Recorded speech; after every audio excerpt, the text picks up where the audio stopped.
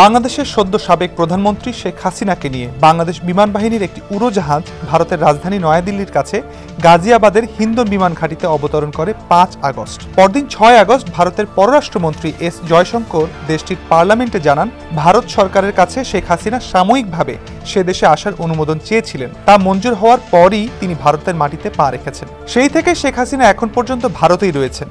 শেখ হাসিনা ঠিক কোন ইমিগ্রেশন স্ট্যাটাসে ভারতে রয়েছেন সে ব্যাপারে এখন পর্যন্ত ভারত সরকার সম্পূর্ণ নীরব রয়েছে।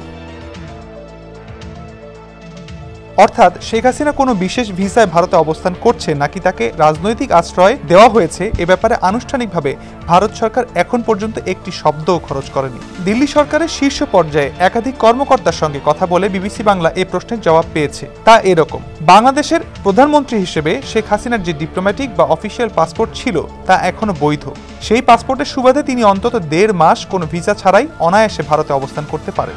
এর ফলে যদি না এর মধ্যেই সেই পাসপোর্ট প্রত্যাহার হয় তাহলে এই সময়সীমার মধ্যে অন্তত ভারতে শেখ হাসিনার বর্তমান অবস্থা সম্পূর্ণ আইনসম্মত।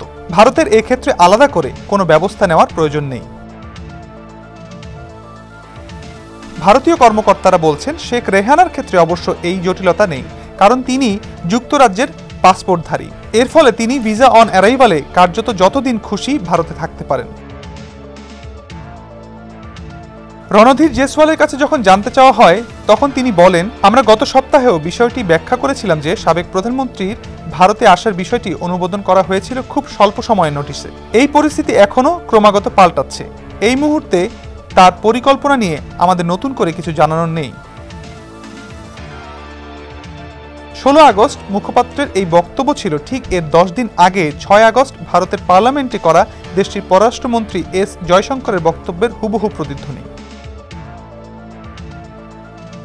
এরপরও মূল প্রশ্নটা থেকেই যাচ্ছে, তাহলে শেখ হাসিনা ভারতে এই মুহূর্তে ঠিক কিসের ভিত্তিতে আছেন? দিল্লিতে একাধিক শীর্ষস্থানীয় কর্মকর্তা বিবিসি বাংলাকে আভাস দিয়েছেন, ভারতে শেখ হাসিনার এই মুহূর্তে অবস্থানের ভিত্তিটা হলো ভারত ও বাংলাদেশের মধ্যে স্বাক্ষরিত সংশোধিত ট্রাভেল অ্যারেঞ্জমেন্ট। ২০১৮ সালের ১৫ জুলাই ঢাকায় দুই দেশের সরকারের মধ্যে এই সমঝোতা স্বাক্ষরিত হয়। ভারতের পক্ষে এই সমঝোতা পত্রে সই করেছিলেন দেশটির স্বরাষ্ট্র মন্ত্রণালয়ের তৎকালীন বিশেষ সচিব ব্রজরাজ শর্মা, আর বাংলাদেশের পক্ষে স্বাক্ষরকারী ছিলেন স্বরাষ্ট্র মন্ত্রণালয়ের সুরক্ষা সেবা বিভাগের তখনকার সচিব ফরিদ উদ্দিন আহমেদ চৌধুরী। প্রাথমিকভাবে ৫ বছর মেয়াদী এই সমঝোতাটি তারপর নিয়মিত ব্যবধানে নবায়ন করার কথা, যা চলতি বছরের গোড়ার দিকে করাও হয়েছে।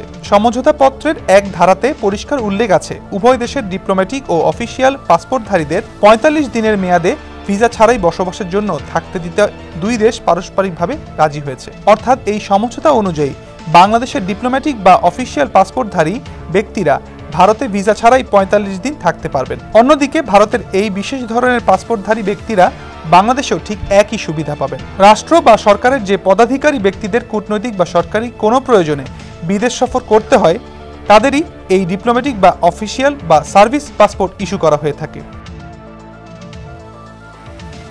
বিবিসি বাংলা জানতে পারে, প্রধানমন্ত্রী পদে ইস্তফা দিয়ে শেখ হাসিনা যখন দেশ ত্যাগ করেন তার ডিপ্লোম্যাটিক বা অফিসিয়াল পাসপোর্ট সম্পূর্ণ বৈধ ছিল। যে কোনো কারণেই হোক তা বাতিল করা হয়নি। বাংলাদেশের সদ্য দায়িত্বশীল নেওয়া অন্তর্বর্তী সরকারও তা বাতিল করেছে বলে এখন পর্যন্ত কোনো খবর নেই। এর ফলে যতদিন এই পাসপোর্ট বহাল থাকছে তার ভিত্তিতেই দুই দেশের মধ্যকার সমঝোতা অনুযায়ী শেখ হাসিনা টেকনিক্যালি কোনো ধরনের ভিসা ছাড়াই ৪৫ দিন ভারতে অবস্থান করতে পারবেন, যার মধ্যে মাত্র ১৫ দিন অতিক্রান্ত হয়েছে।